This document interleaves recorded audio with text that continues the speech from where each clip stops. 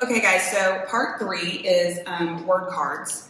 And I didn't understand this when I started, but what we need to do is you're gonna have something that they call a fat stack. And your fat stack is going to be different words from different steps that you've already covered with that student. It doesn't have to be enormous. And you're gonna wanna do words that they should be able to read fluently, but words that maybe they have trouble with. So for instance, my student really has trouble with 3-letter blends. So I try to include words with 3-letter blends in them because we need to practice. He also, like most of our kids, has trouble with nonsense words. So usually the more challenging words for review to me are the nonsense words because those are the ones he's gonna have to decode.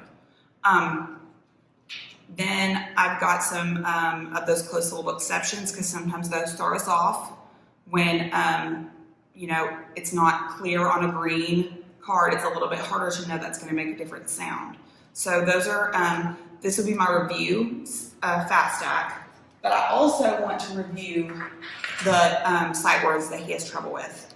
So we get what and want mixed up a lot. We're getting a lot better at it. Were and where we get mixed up.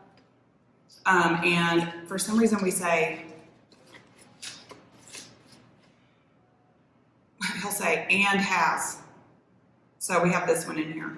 And that's just what I do with, and I know that you have groups and I know you've got various levels, but just put some cards in there that you know that your kids as a rule are struggling with so you can do that. So first you're gonna do the review. You can make it fun, you can time them or whatever, and then like try to beat the time. But after you do let's just do a few of them. Sorry, we're filming. So Heather, just pretend that you're my student. You can make some mistakes too. Can you see that? Plimp. Close. I want you to look very closely at the end of that word. What do you see?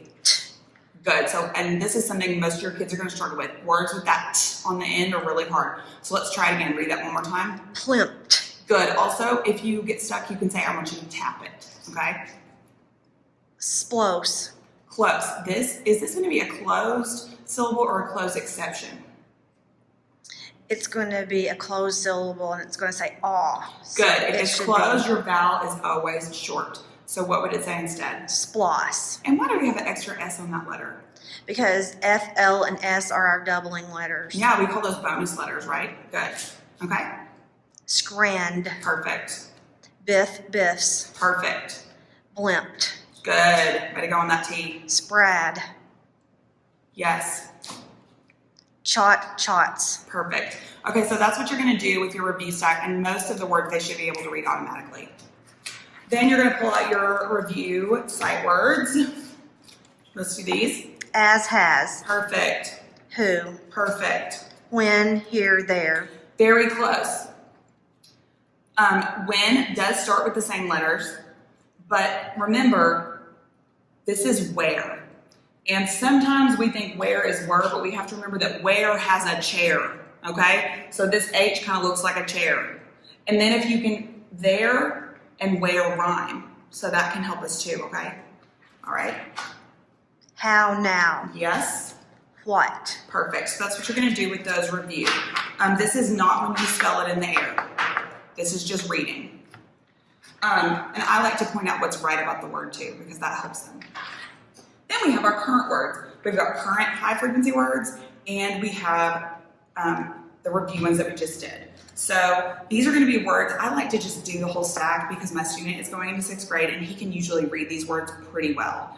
And so I don't have to individually introduce them. You might want to do one at a time. And then, I bought these online. They're magnets because it just helps me with review current and new.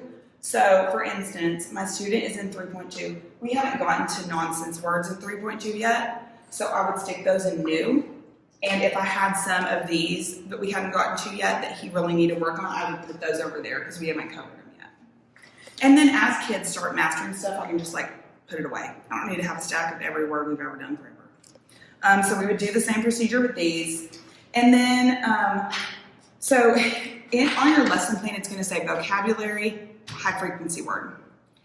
You need to add one of these to the notebook each lesson. So you don't have to do both, just do one.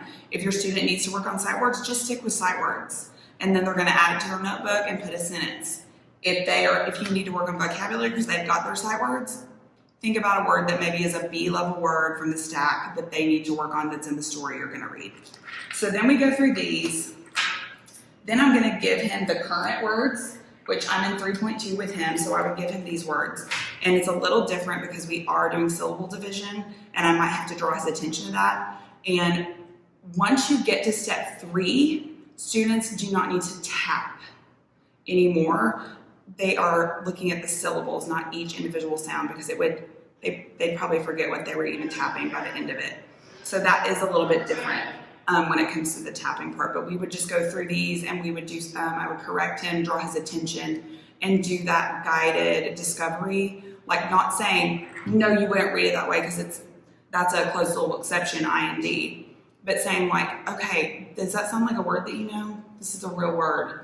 Is mend a word? Mend set? Okay, let's look. Oh, that's a closed syllable exception. Good job. Let's mark it. Okay. I think that's good.